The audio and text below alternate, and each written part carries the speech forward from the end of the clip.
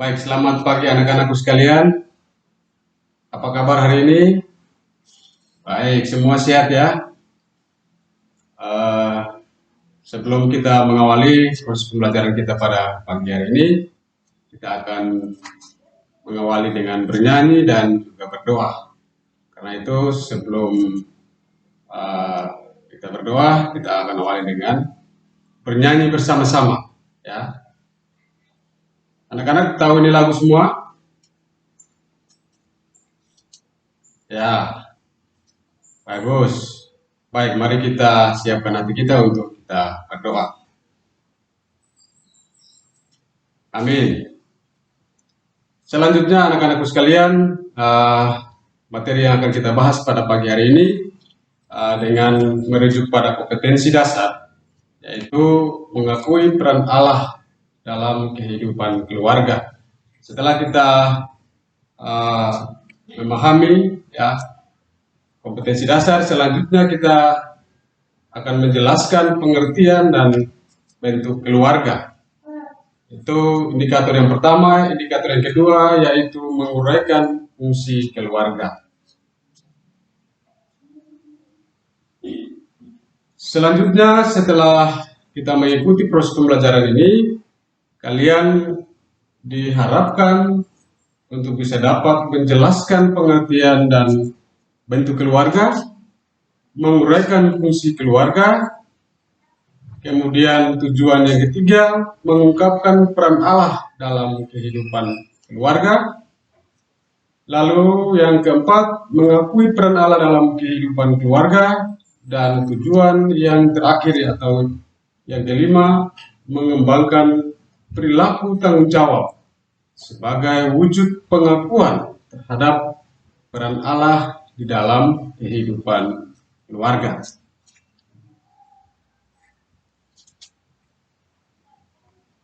Baik, selanjutnya anak-anakku sekalian, silakan buka buku paket ya.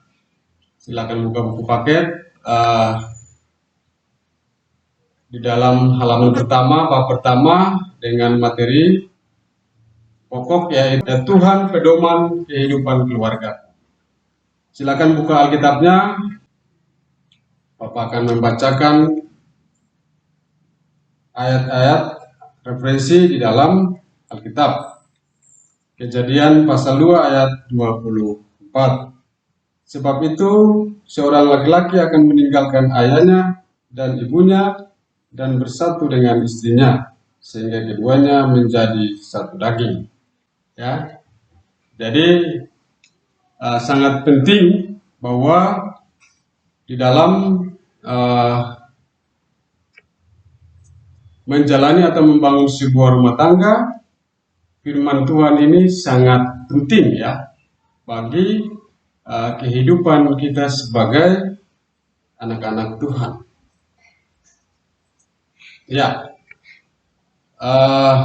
anak-anakku sekalian, hari ini, pagi ini, pertemuan kita hari ini adalah merupakan hari pertama di tahun pelajaran 2021-2022, khususnya di kelas 11. Ya, kita akan belajar dengan topik materi yaitu Tuhan pedoman kehidupan keluarga. Selanjutnya kita akan melihat fungsi dari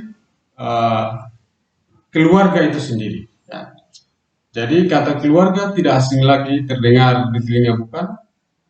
Karena kita hidup dan berkembang dalam keluarga serta bersama-sama dengan keluarga. Jadi jelas bahwa di dalam keluarga tentu terdapat ayah, ibu, dan juga anak-anak. Ya, di dalam keluarga itu terdapat ayah, ibu, dan anak-anak. Karena itu tentu kita sebagai keluarga kita harus terus hidup ya, hidup dan berkembang ya, secara bersama-sama di dalam keluarga kita masing-masing.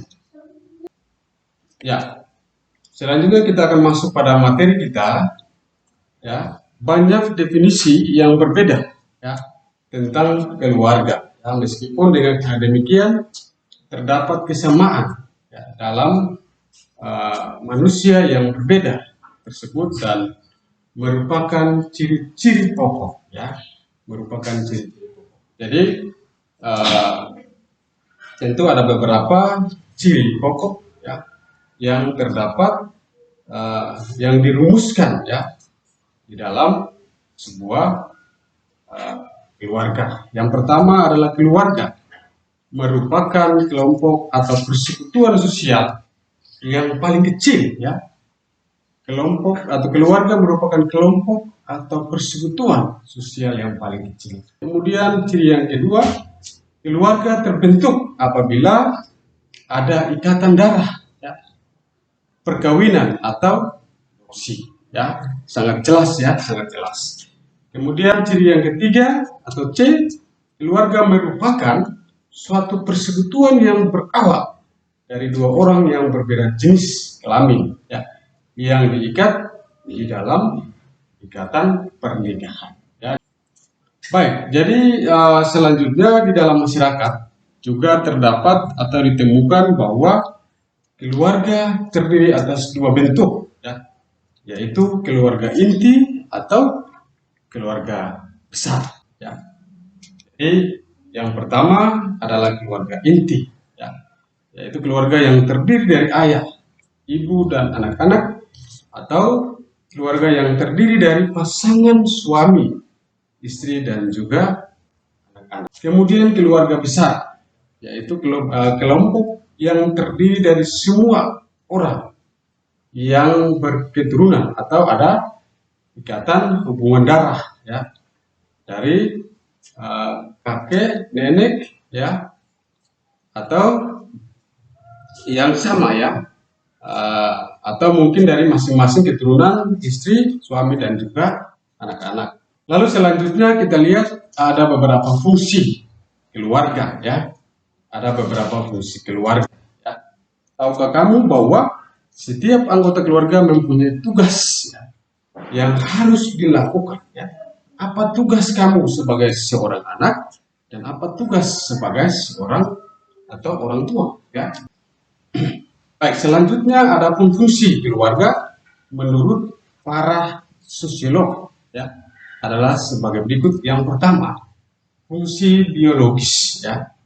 Nah, fungsi biologis ini berkaitan dengan pemenuhan kebutuhan biologis, ya, dan seks suami istri untuk menghasilkan keturunan, ya, memenuhi kebutuhan gizi keluarga serta memelihara dan merawat anggota keluarga secara fisik, ya. Kemudian yang kedua, fungsi sosialisasi, ya. Tentu ini berhubungan dengan pembentukan kepribadian anak, ya, serta memperkenalkan pola tingkah laku, ya, sikap, keyakinan, cita-cita, dan nilai-nilai yang dianut oleh kelompok sosial, ya. Kemudian fungsi yang ketiga, ya, adalah fungsi afeksi, ya. Itu tentu berhubungan dengan rasa afeksi, misalnya rasa kasih sayang, ya, keintiman, perhatian, dan rasa aman, ya, yang tercipta di dalam sebuah keluarga. Kemudian fungsi yang keempat yaitu fungsi edukatif, ya.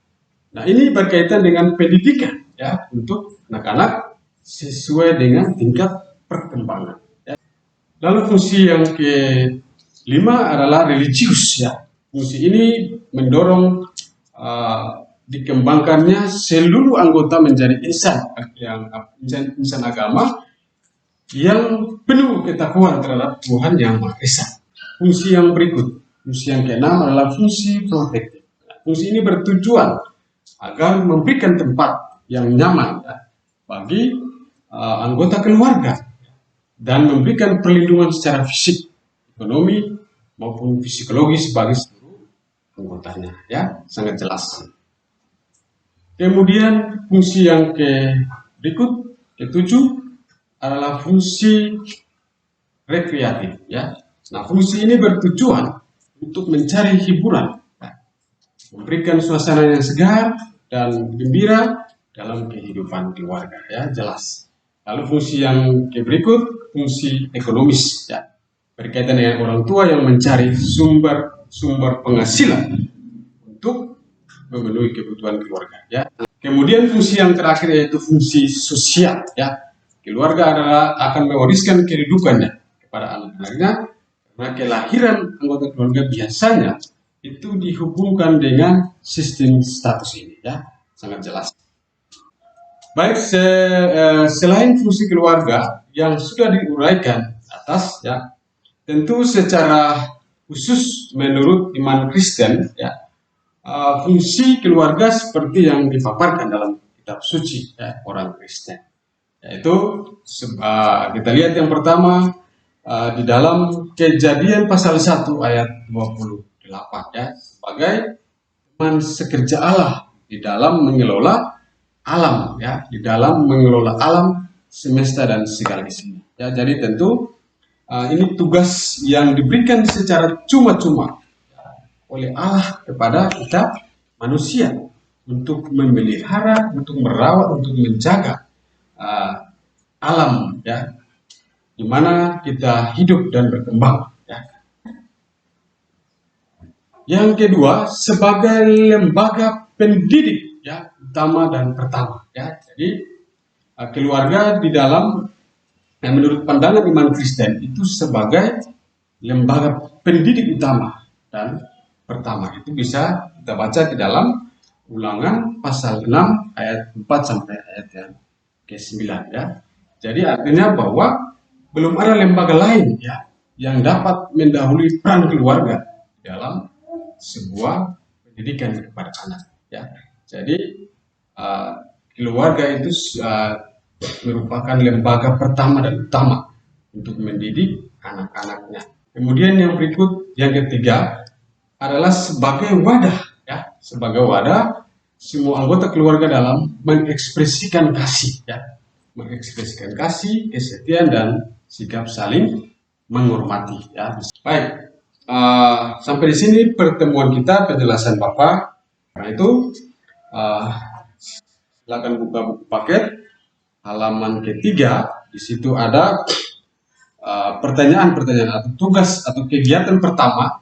Itu coba kalian lihat, ada 3 nomor soal yang harus kalian kerjakan, ya. Bapak kasih waktu 10 menit untuk kalian bisa mengerjakan soal-soal ini, ya. Baik. Jadi dari keseluruhan materi ini kita akan mengakhirinya dengan sebuah refleksi, ya, refleksi. Karena itu Bapak mau kasih kesempatan kepada kalian untuk memberikan kesimpulan, ya. Siapa yang bisa memberikan kesimpulan dari setiap uraian materi yang sudah Bapak jelaskan?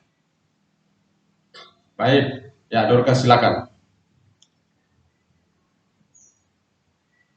Bagus sekali, ya, bagus sekali. Siapa lagi yang mau memberikan kesimpulan dari uraian materi ini? Oh ya, tidak ada, ya. Baik, jadi tentu anak itu, ya, anak di dalam sebuah keluarga itu adalah merupakan anugerah Tuhan, ya, bagi keluarga. Tidak ada seorang pun yang lahir atas kehendaknya sendiri. Jadi mereka ini semuanya dilahirkan, atau kalian semua itu dilahirkan dari rahim seorang perempuan, ya, apapun dan bagaimanapun prosesnya. Oleh karena itu, sewajarnya bila orang tua menjadi pendidik utama dan terutama bagi anak-anaknya, ya. Mereka diberikan kewajiban oleh Tuhan untuk memelihara, mendidik, dan mendampingi anak-anaknya.